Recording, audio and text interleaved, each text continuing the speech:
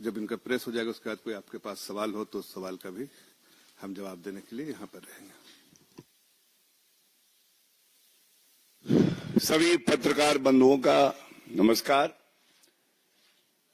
जफर भाई बहुत बहुत धन्यवाद।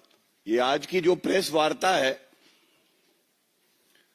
बहुत ही अहम प्रेस वार्ता है और ये प्रेस वार्ता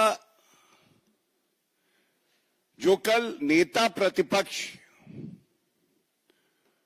राहुल गांधी एक बैठक में जो कहते हैं और उसके बाद बाहर निकलकर एक वक्तव्य देते हैं उस पर की जा रही है। और ये बड़े दुख की बात है। हम सब जानते हैं कि ये जो समय है ये वैश्विक संकट का भी है। पूरे विश्व में कई देश ऐसे हैं जिनकी अर्थव्यवस्था लचर हो गई है, वो स्वयं कमजोर हो गए हैं। और दूसरी तरफ पिछले 85 दिनों में हमने देखा है कि आदरणीय प्रधानमंत्री श्री नरेंद्र मोदी जी के नेतृत्व में भारत कैसे मजबूती से इस वैश्विक चुनौती का सामना कर रहा है। हमारी अर्थव्यवस्था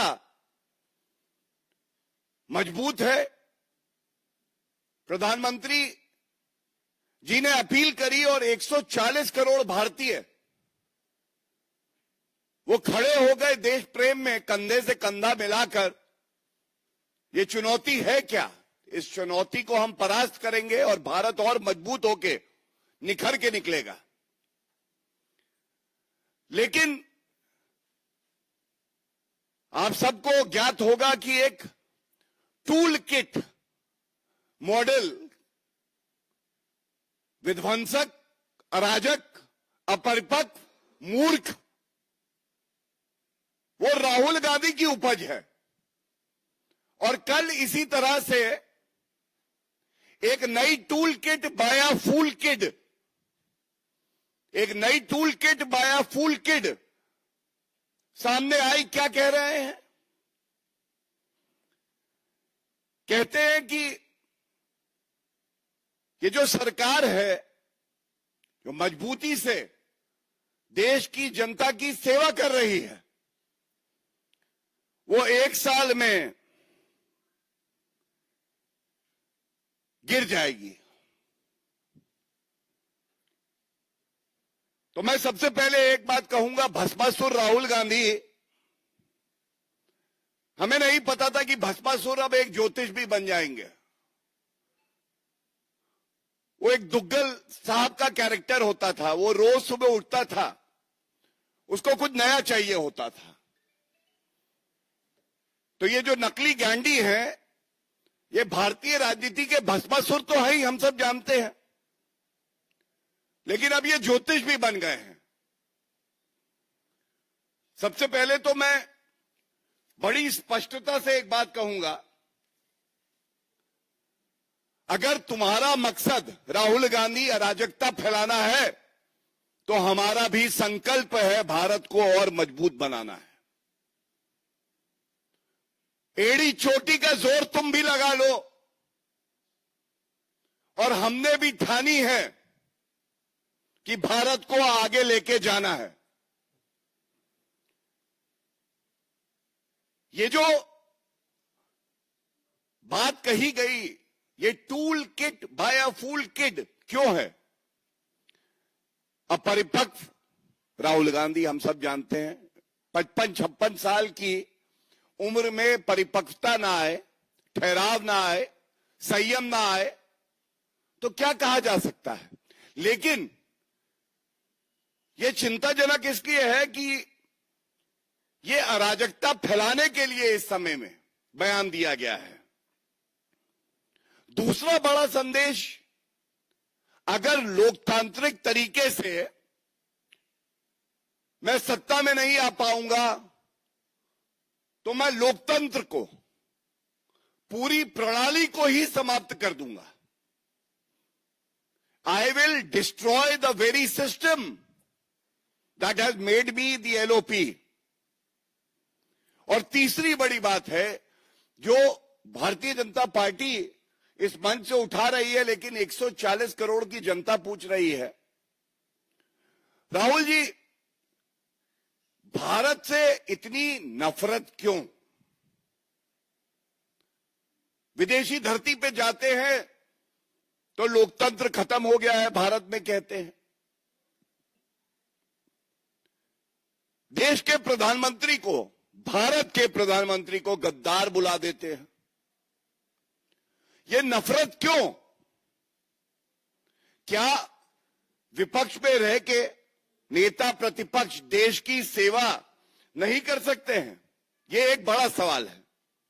और जब देश को हर नागरिक की जरूरत है तो क्या राहुल गांधी आप अपने नागरिक होने के कर्तव्यों का निर्वहन नहीं कर सकते हैं? अच्छा, सिटीजनशिप, अच्छा एक और सिटीजनशिप भी है, वो भी मामला चल रहा है। हो सकता है कि चीन का जो एमओयू किया था उसकी मजबूरियां हो। बड़ी स्पष्टता से एक बात कहेंगे, ये मुद्दे इसलिए उठाए जा रहे हैं क्योंकि दुख होता है कि नेता प्रतिपक्ष केवल भारत को कमजोर करने का कार्य करता है और जनता के लिए, जो जनता जानती है, ये सरकार स्थिर भी है, मजबूत भी है और अंगद के पांव की तरह है। 100 राहुल गांधी भी आ जाए तो हिला नहीं पाएंगे। ये बात जान लीजिए आप। गिरने की बात कर रहे थे राहुल गांधी जी, गिरे तो आप हैं लोगों की नजरों में, और अभी और गिरना बाकी है। राहुल गांधी अभी और गिरेंगे लोगों की नजरों में। आपने भविष्यवाणी करी तो जो जनता से हम लोगों को फीडबैक आता है, हम भी कुछ कह देते हैं। अभी बहुत जल्दी 1 साल के अंदर अंदर कांग्रेस भी 2 फाड़ होगी, कांग्रेस भी टूटेगी और नकली गैंडी का गुरूर भी टूटेगा, पहली बात। दूसरा,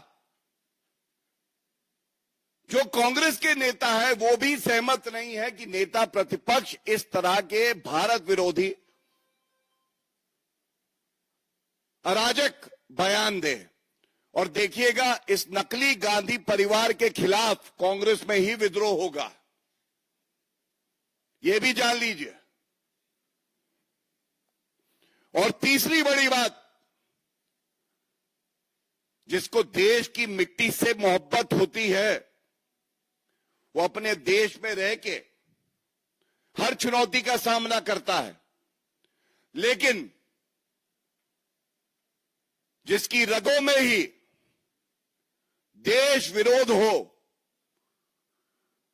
जब कांग्रेस पार्टी के अंदर नकली गांधी परिवार का विरोध होगा तो ये विदेशी धरती पर होंगे और भाग जाएंगे भारत छोड़कर। ये बात बिल्कुल स्पष्टता से मैं बता दूंगा। मैं ये जरूर बात कहना चाहता हूं, इसी से जुड़ी हम देख रहे हैं किस तरह से राहुल गांधी का भी एक आज एक्सपोस्ट आया और खड़गे जी का भी एक एक्सपोस्ट आया। वैश्विक चुनौती में चाहे सत्ताधारी पार्टी हो, चाहे कोई नेता हो विपक्षी पार्टी से हो, देश के साथ तो खड़े हो सकते हैं कि नहीं हो सकते। खड़गे जी जो बात कह रहे हैं, खड़गे जी ने आज बोला, ये जो तेल की कीमतें बढ़ाई जा रही हैं और उन्होंने कुछ आंकड़े दिए, तो सबसे पहले तो आज राहुल गांधी और खड़गे जी को उत्तर देना चाहिए। राहुल गांधी जी इस वैश्विक संकट में, मैं आपको एक आंकड़ा देता हूं, महंगाई पूरे विश्व में बाकी देशों में कहां है और भारत कहां खड़ा है मजबूती से। मलेशिया में 56% महंगाई, पाकिस्तान भिखमंगा देश है, उसका नाम नहीं लूंगा, उससे कोई तुलना भी नहीं है भारत की।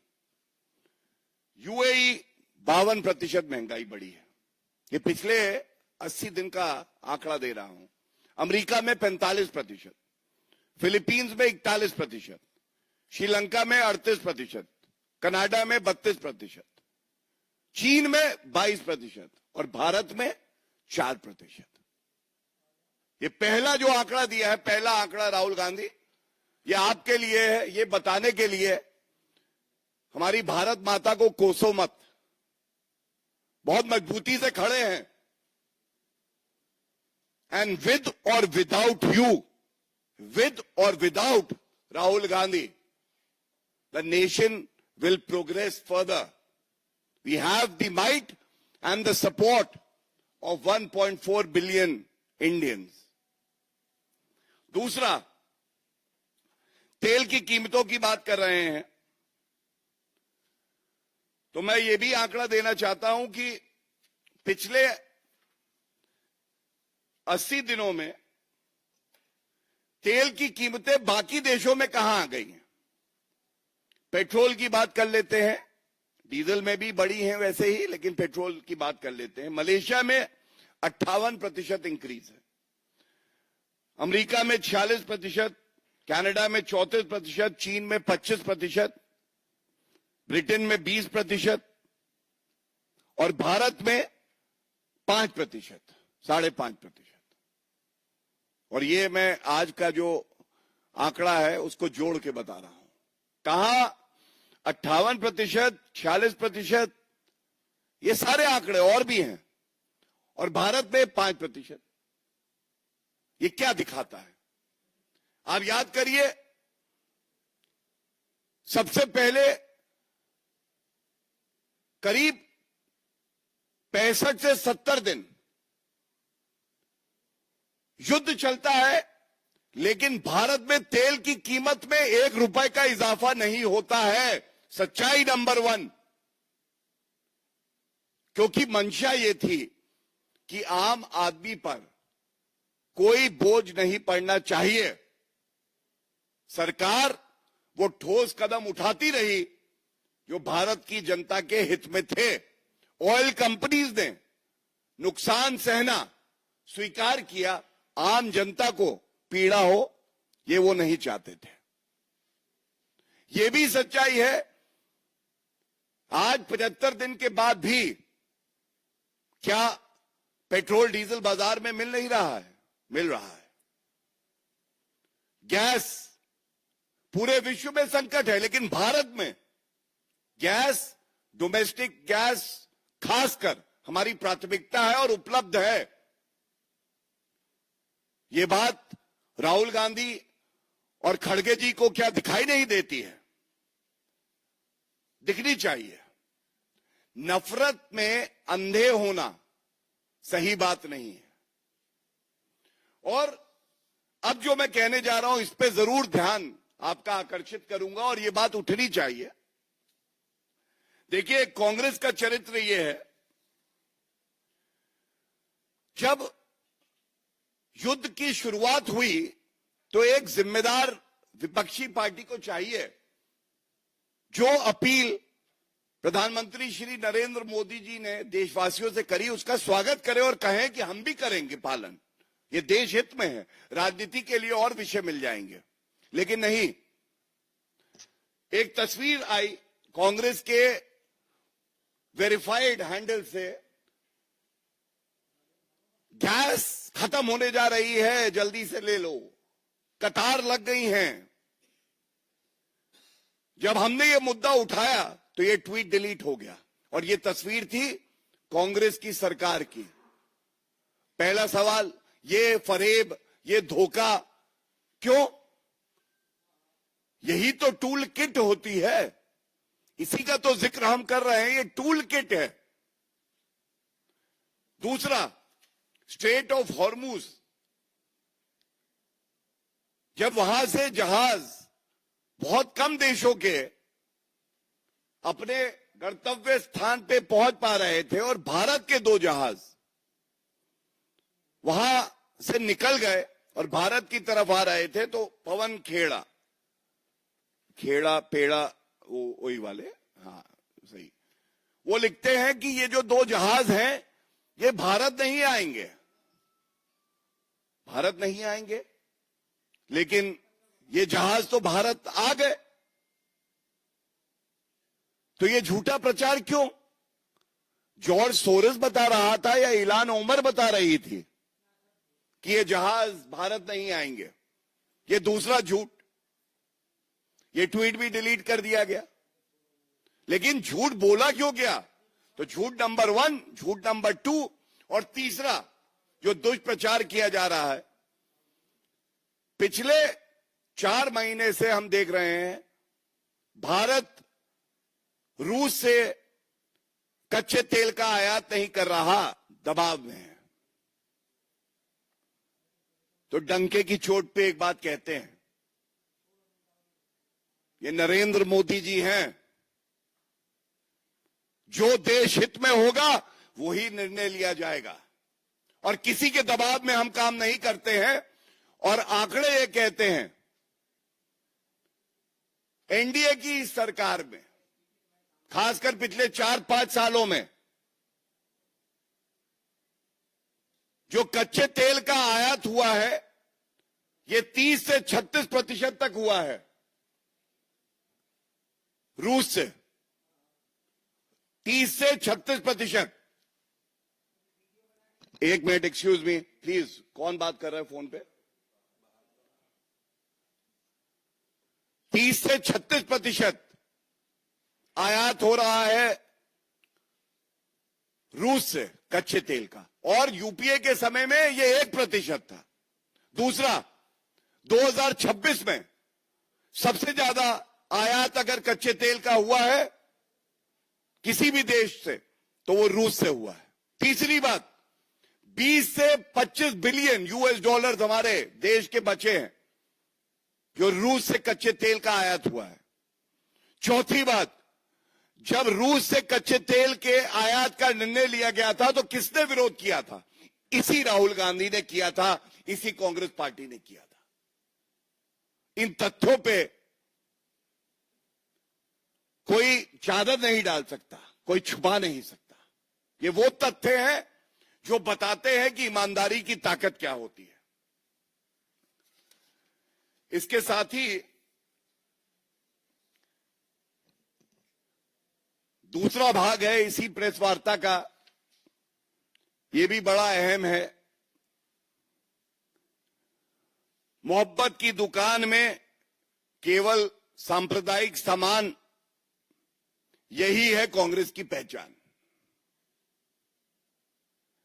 एक बैठक होती है अल्पसंख्यक सलाहकार समिति, इस बैठक में राहुल गांधी,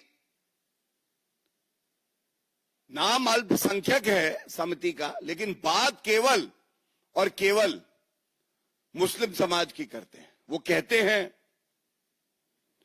अगर कोई मुद्दा आए अल्पसंख्यकों से जुड़ा तो अल्पसंख्यक शब्द का इस्तेमाल मत करो, बोलो मुसलमानों पे अत्याचार हो रहा है। फिर से अराजकता फैलाने की कोशिश, ये भी एक टूल किट है। और अगर आप याद करें, खड़गे जी ने कुछ सप्ताह पहले क्या कहा था? मेरे मुसलमान भाइयों, अगर नमाज भी पढ़ रहे हो तो नमाज छोड़ो, कुरान ये कहती है, हमारी पाक कुरान क्या कहती है सुनिए, कि नमाज छोड़ो, सांप दिखे तो मारो। सांप है बीजेपी आरएसएस, इन्हें मारो। आज राहुल गांधी उसे आगे बढ़ा के कहते हैं अब अल्पसंख्यकों का जो चोला ओढ़े रहते थे वो अब नहीं है, अब सीधा मुस्लिम बोलो। ये हताशा, ये निराशा, घबराए हुए राहुल गांधी अब ये बात कह रहे हैं। और इसी पे कांग्रेसी क्या कह रहे हैं वो भी बता दूं। राशिद अलवी कहते हैं कर्नाटका में तो हमारी सरकार है, मतलब कांग्रेस की सरकार है, वहां मुसलमानों के 400 परिवार ऐसे हैं जिनके घर गिरा दिए गए, तो फिर ये ढोंग क्यों किया जा रहा है? अब आप मुझे बताइए, जब हम बात कर रहे हैं कि इस चुनौती भरे समय में भारत के साथ खड़े हो जाइए, अपना अपना योगदान पूरा करिए, उस वक्त राहुल गांधी को सांप्रदायिक राजनीति दिखाई दे रही है। और ये बहुत चिंताजनक है, बहुत दुख की बात है। चुनाव हारने के बाद राहुल गांधी ऐसा बिदक जाते हैं, वो भूल जाते हैं कि एक नेता प्रतिपक्ष की क्या मर्यादा होनी चाहिए। वो अपनी संविधान की जो शपथ ली है उसे भी भूल जाते हैं। और हमारा कार्य है कि इन मुद्दों को हम उठाते रहें, राहुल गांधी को आईना दिखाते रहें, संविधान याद दिलाते रहें। जैसा मैंने कहा, विद और विदाउट राहुल गांधी भारत आगे बढ़ेगा, मजबूती से बढ़ेगा। बहुत बहुत धन्यवाद। अगर किसी का कोई क्वेश्चन है इस इशू से रिलेटेड, देन आप पूछ लीजिए।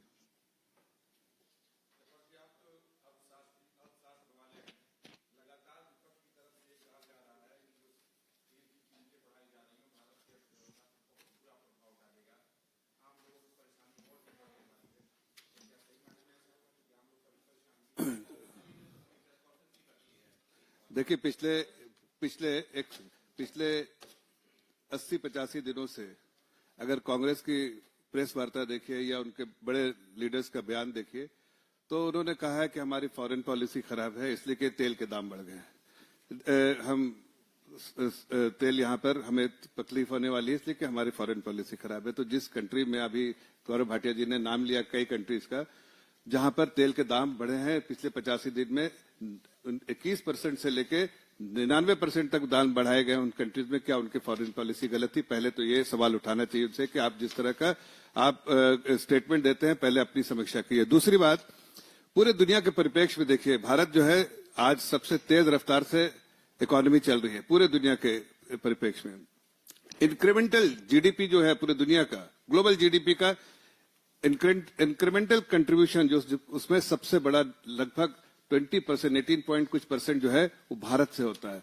तो भारत जो है पूरे दुनिया के जो जीडीपी है उसका ग्रोथ इंजन जो है भारत है, ये बताना चाहता हूं आपको। तीसरी बात जो बड़ी अहम बात है कि पेट्रोल डीजल के दाम जो है भारत पे बढ़े हैं बहुत मार्जिनली, लेकिन जिस दुनिया के परिप्रेक्ष्य में देखें तो सब ज्यादा बढ़े हैं। और ऐसी कंट्रीज में जो स्ट्रेटेजिक रिजर्व, जिसके बारे में कांग्रेस के लोगों ने बयान किया था कि भाई चाइना को देखिए, आप जापान को देखिए, जहां पर स्ट्रेटेजिक रिजर्व है। आज अभी गौरव जी ने दाम बताया उसके, जो तेल के दाम बढ़े हैं वो वहां पर 47% बढ़े हैं, चाइना में, जापान में 21% बढ़े हैं, और ऐसे बहुत सारे। और आप देखिए यूएई में जहां तो भंडार है वहां भी 86% दाम बढ़े हैं, वो डीजल के दाम बढ़े हैं। एक चीज गौरव जी ने कहा है, जो महंगाई के बारे में कहा, बेसिकली जो है यो सीपीआई नहीं था, वो जो तेल के दाम पिछले 85 दिन से बढ़े हैं उसका उन्होंने ये किया, और उससे जो महंगाई पर असर पड़ा है। आज देखिए हमारे भारत, आप जो कह रहे हैं जो कांग्रेस पार्टी के बारे में, कांग्रेस पार्टी को अपना समय देखना चाहिए। ऐसे ग्लोबल ऑयल शॉक के बिना वहां पर डबल डिजिट में इन्फ्लेशन होती थी, और अभी इतने शॉक के बावजूद इन्फ्लेशन में जो है वो हमारा भी 4%, जो कि हमारी पॉलिसी है कि 4% ±2। एमपीसी जो है ध्यान रखती है इसका कि इसको इंश्योर करना है। आदरणीय प्रधानमंत्री जी ने 2014 में एक कमेटी बनाई आरबीआई की निगरानी में, जो मॉनिटर करती है जो सीपीआई को, मतलब 4% ±2 में होना चाहिए। वो आज पूरे तौर से मेंटेन है। इतने प्रेशर के बावजूद भी जो है महंगाई नहीं बढ़ रही और मुझे लगता है कांग्रेस पार्टी को अपने इतिहास देखना चाहिए कि उनके समय में डबल डिजिट इन्फ्लेशन, जितने मैक्रो इकोनॉमिक पैरामीटर्स हैं उस वक्त के उठा के देखिए, वो चरमराते मैक्रो इकोनॉमिक पैरामीटर्स और पॉलिसी पैरालिसिस थे। और आज तेज चलती हुई अर्थव्यवस्था से दुनिया को जो है सारी जो ग्लोबल इकोनॉमी कंट्रीब्यूशन और भारत जो है उसमें 6.5-7% का जो एक्सपेक्टेशन है वो आसानी से पूरा करेगा। इसलिए इस तरह की बातें सिर्फ मिसलीडिंग है, लोगों को गुमराह करने वाली बात है, हकीकत उनको ही पता है और इसलिए इस तरह की बातें करते हैं, चाहे समाज को तोड़ने का या समाज में कुछ ना कुछ कहीं ना कहीं जो है नजरिया उनका गलत फैलाने का काम करते हैं।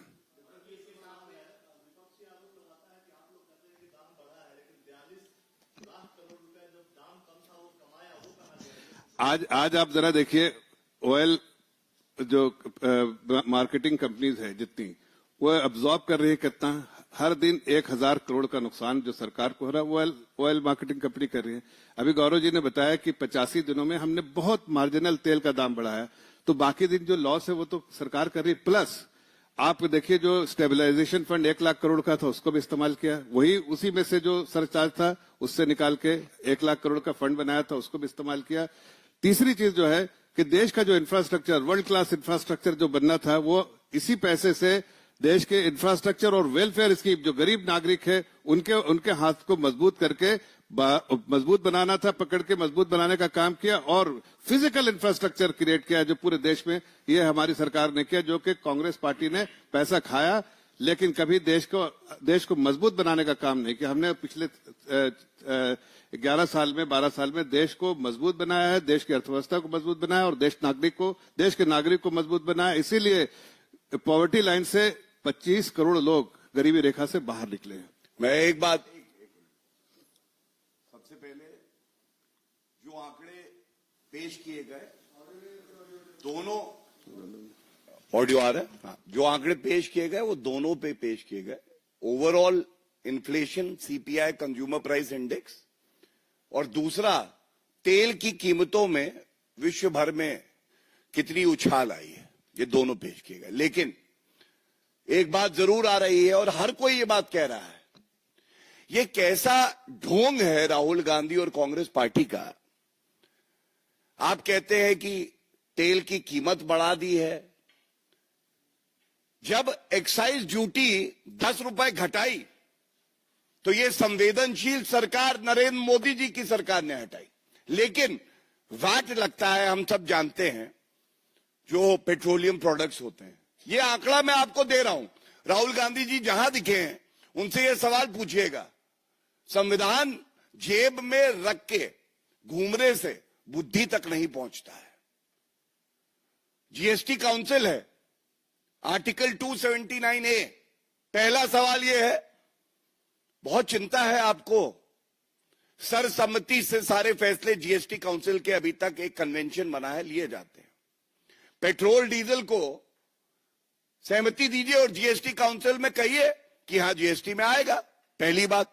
दूसरी बात, वैट तेलंगाना में 35.2% पेट्रोल पे, 35.2%, केरला में 30%, ₹1 एडिशनल सेल्स टैक्स, 1% सेस और ₹2 सोशल सिक्योरिटी सेस, कर्नाटका में 29%।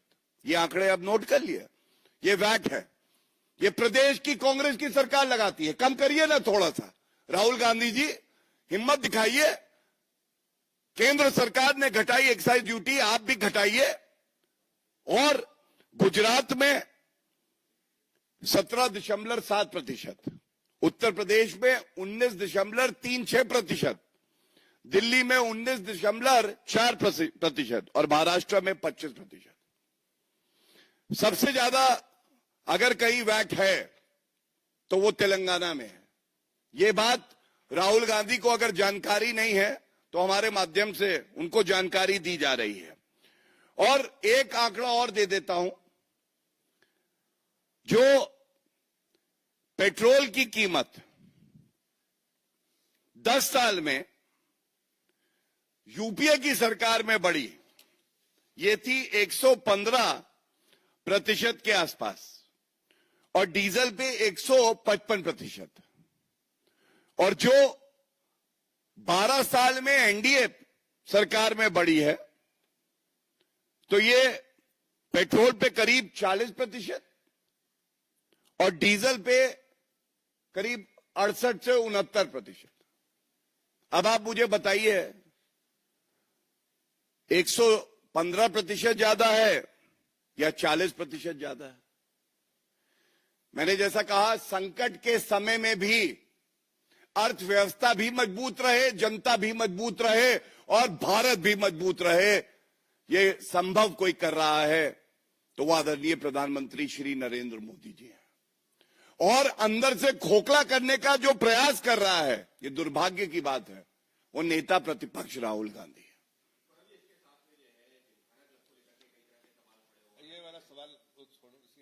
इस प्रेस कॉन्फ्रेंस में हमने जो बिंदु उठाए हैं, मैं निवेदन करूंगा अपने मीडिया के साथियों से कि उसी पे केंद्रित अगर प्रश्न रखेंगे तो हमें भी आसानी रहेगी कि जनता तक हमारी बात मजबूती से पहुंचे।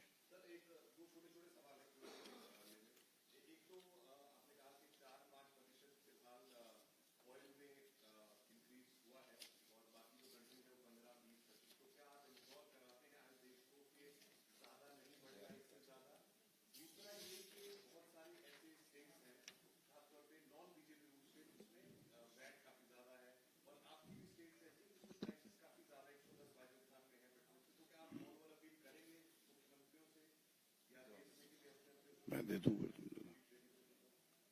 देखिए, सबसे पहली बात बड़ी जिम्मेदारी से कह रहा हूं, हम लोग भारतीय जनता पार्टी के राष्ट्र प्रवक्ता हैं। प्रवक्ता की एक जिम्मेदारी होती है और एक सीमा होती है। सरकार क्या निर्णय लेगी इस पे हम यहां पे कोई वक्तव्य दे, ये उचित नहीं होगा। तेल कंपनियां क्या निर्णय लेंगी वो भी उचित नहीं होगा। लेकिन एक बात जरूर कहूंगा, जो एक प्रवक्ता कह सकता है, हर निर्णय जो होगा वो भारत के हित में होगा और जनता के हित में होगा। और दूसरी बात जो आपने कही, तो मैं तथ्यों के साथ एक बात जरूर कहना चाहूंगा। अभी कुछ साल पहले दिवाली का त्योहार था, जनता को राहत मिली। केंद्र की सरकार ने पेट्रोल डीजल पे एक्साइज ड्यूटी घटाई और सबने कहा अब की दिवाली खुशियों वाली। उसके बाद फिर से केंद्र सरकार ने एक्साइज ड्यूटी घटाई और भारतीय जनता पार्टी शासित राज्यों ने वैट कई अवसरों पे घटाया। लेकिन दुख की बात यह है, चाहे हिमाचल हो और उस वक्त राजस्थान में भी कांग्रेस की सरकार थी, वैट नहीं घटाया गया। जब चुनाव सर पे आ गए तो अशोक गहलोत जी को लगा कि हारने जा रहे हैं, तो शायद उन्होंने थोड़े वैट को कम किया, लेकिन चुनाव तब भी हार गए। आज बात यह हो रही है, जब केंद्र सरकार एक्साइज ड्यूटी में कटौती करती है और भाजपा शासित राज्य जो भाजपा की संवेदनशील नीतियां हैं उसके तहत पहले भी वैट घटा चुके हैं, कांग्रेस शासित राज्य जिनमें वैट सबसे ज्यादा है, तेलंगाना में 35%, केरला में 30% और आगे मैंने बताया 3-4 रुपए और कर्नाटका में 29%। तो वो क्यों नहीं घटाती? जफर जी, अगर आपको कुछ कहना। नहीं, मेरे ख्याल से आपके सवाल का विस्तार से गौरव जी ने जवाब दे दिया। लेकिन एक बात कहना चाहूंगा कि आज अगर जो अपवर्ड प्रेशर है ऑयल प्राइसेस पे, ये जो है वैश्विक जो हालात है उसके कारण है। अगर आप एक छोटा सा एग्जांपल देके बोलता हूं कि स्पॉट प्राइस जो है और फ्यूचर प्राइस ऑयल के देखिएगा तो उसपे जो गैप था पहले एकदम सटा हुआ था, काफी गैप हो गया है। उससे संकेत है कि इवॉल्विंग सिचुएशन में, ग्लोबल जियोपॉलिटिकल सिचुएशन और इवॉल्विंग सिचुएशन में तो तेल के दाम जो है बहुत वॉलेटाइल हो रहे हैं। ऐसी वॉलेटिलिटी में भी भारत की सरकार ने देश की जनता को बहुत हल्का सा भार दिया है। आगे हालात कैसे बनेंगे उसके संकेत, जियोपॉलिटिकल सिचुएशन जो है, संकेत हर दिन नए नए संकेत आते हैं। हर दिन जो है लगता है कभी जो है समाधान निकल गया, कभी नहीं निकला। मुझे लगता है कि इसके लिए इंतजार करना चाहिए कि कोई परमानेंट सोल्यूशन जो है वो स्ट्रेट ऑफ हॉर्मुज का निकले, तो जाहिर है तेल पे जो आज जो प्रेशर है, अपवर्ड प्रेशर जो है वो कम होगा, और उसके संकेत जो है भारत की एक संवेदनशील सरकार ने ऐसे बुरे कठिन समय में, जो सबसे कठिन समय में जनता का ध्यान रखा, तो जाहिर है जब अच्छे दिन आएंगे, तो जब सिचुएशन नॉर्मल होंगे, तो उसमें भी भारत की सरकार जनता के ही भला के बारे में सोचने वाली है।